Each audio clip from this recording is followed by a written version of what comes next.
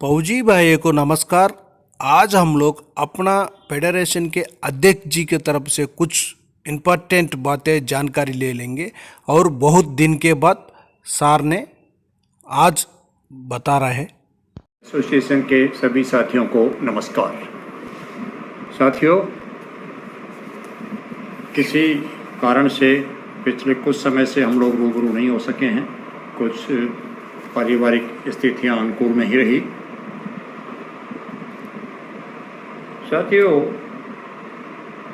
9 अप्रैल 2023 को आप सभी ने एक दूरदृष्टि का परिचय देते हुए लाखों पूर्व सैनिकों के हित के लिए एक संगठन फेडरेशन ऑफ वेटरन्स एसोसिएशन का गठन किया। मैं पहले भी कहता रहा हूं कि हर अच्छी चीज़ के अंदर कुछ ना कुछ रोड़े जरूर आते हैं। जिस दिन से फेडरेशन का गठन हुआ उसी दिन से कुछ ऐसे लोग सक्रिय हो गए जिनको कि ये एक्स सर्विसमैन के कल्याण के लिए बनाया गया फेडरेशन राष्ट्र नहीं आया। कारण ये है कि उनमें से कुछ तो ऐसे हैं साथी या मंच या जो ग्रुप कह लो कि वो किसी न किसी रूप से अपना हित साधना चाहते हैं। किसी को अपना राजनीतिक हित पूरा करना है, कुछ आर्मी ऑफिसर्स की गोद में बैठ करके पहले की तरह हमारे वर्ग का शोषण चाहते हैं, और कुछ तो ऐसे हैं कि जो बिना प्रधानी के किसी भी संगठन में काम कर ही नहीं सकते। ये उनके बस की बात नहीं है। इन लोगों के मंसूबे पूरे करने के लिए इन लोगों ने विभिन्न प्रकार के हथकंडे अपनाए, फेडरेशन को कमज़ोर करने की कोशिश की, लगातार झूठे वीडियो और पोस्ट डाले जिसमें इन्होंने बखान किया कि जंतर मंतर पर बैठे लोगों को लेटर ड्राफ्ट करना नहीं आता, सरकार इनकी सुन नहीं रही है, चंदा खा रहे हैं, अध्यक्ष को पावर नहीं है, इनको रैली की इजाज़त नहीं है, और भी बहुत सारे अनर्गल प्रलाप बुरी तरीके से किए इन लोगों ने। लेकिन अच्छे काम के लिए रोड़े कितने आए, सफलता जरूर मिलती है। इन्होंने हमारी हर कॉल को फेल करने के लिए ऐसा दुष्प्रचार किया, लेकिन सौभाग्य की बात रही कि इनकी किया गया दुष्प्रचार हमारे लिए प्रचार बन गया, और एक से एक संगठन करके करीब 150 संगठन आज आपके फेडरेशन के साथ जुड़ करके कंधे से कंधा मिला करके काम कर रहे हैं। ये सब कुछ आपके धैर्य का परिणाम है। साथियों, मैं हमेशा कहता आया हूँ, किसी भी साथी या ऑर्गेनाइजेशन का नकारात्मक कोई भी पोस्ट या वीडियो आता है उसका आप जवाब ना दें, क्योंकि आपका जवाब देने का मतलब वो सोचता है कि मुझे वेटेज मिल रही है। इग्नोर करें।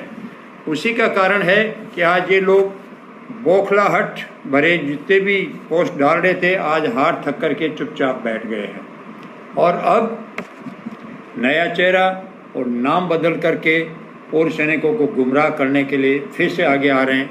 हमें सभी को सावधान रहना है। ये लोग हमारे, एक तो अच्छी बात है कि जो भी फेडरेशन कदम उठाता उसकी नकल करते हैं, और ये इस प्रकार का एक प्रमाण है कि फेडरेशन जो भी कर रहा है वो बिल्कुल सही कर रहा है। इसलिए जो भी फेडरेशन से बाहर हैं ज़्यादातर वो लोग इसका अनुसरण कर रहे हैं, फॉलो कर रहे हैं, उसकी नकल कर रहे हैं। उदाहरण के तौर पे 20 फरवरी को आप लोगों ने सब ने इकट्ठे होकर जंतर मंतर पर फैसला लिया कि हमें एक फेडरेशन बनाना चाहिए।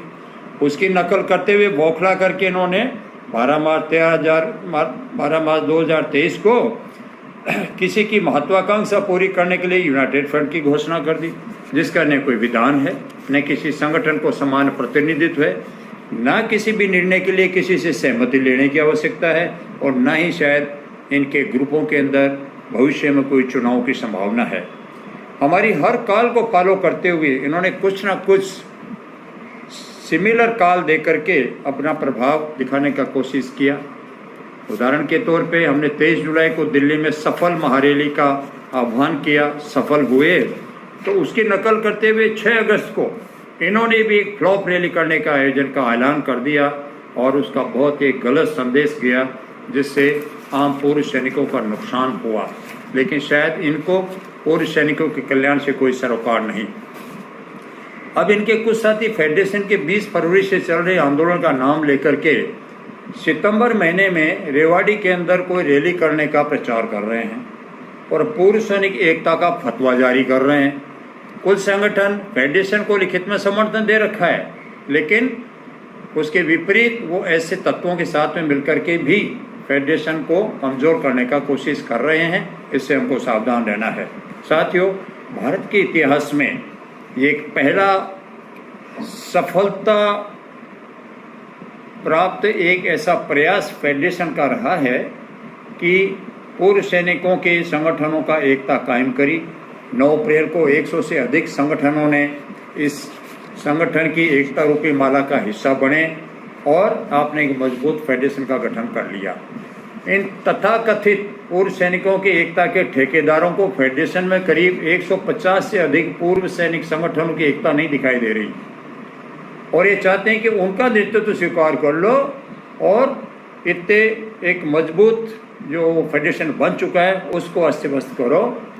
और वो लोग हैं जिनका कोई विधान नहीं है, कोई विजन नहीं है, कोई उनकी एजीएम नहीं होती, कोई उनके चुनाव नहीं होते, बस केवल और केवल उनकी प्रधानी कायम रहनी चाहिए। इनको सभी संगठनों को फेडरेशन में समान प्रतिनिधित्व मंजूर नहीं, आम सहमति के निर्णय स्वीकार नहीं। इनके मंसूबे पूरे करने दो तो आप बुद्धिमान हैं, नहीं तो आप पूरे नासमझ कहलाओगे। पिछले करीब 4 महीनों में आपके संगठन सदस्यों ने अपना भरपूर सहयोग देकर आंदोलन को आगे बढ़ाया है और हमारा धरना बदस्तूर जारी है, आगे भी फिलहाल जारी रहेगा। साथियों, फेडरेशन कभी भी झूठ का सहारा नहीं लेता।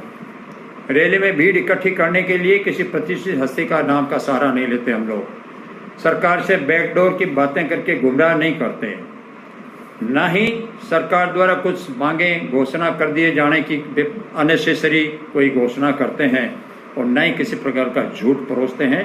केवल और केवल हमारे अभियान सभी सच्चाई के ऊपर आधार थे, सब कुछ पारदर्शी था, इसलिए हमें सफलता मिलती जा रही है।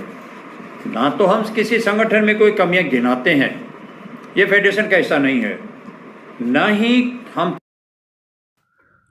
अपना भाई लोग पूरा सुन लिए होगा। फेडरेशन के अध्यक्ष जी बहुत दिन से वीडियो नहीं डाला था, लेकिन अभी आज ही डाला हुआ है वीडियो।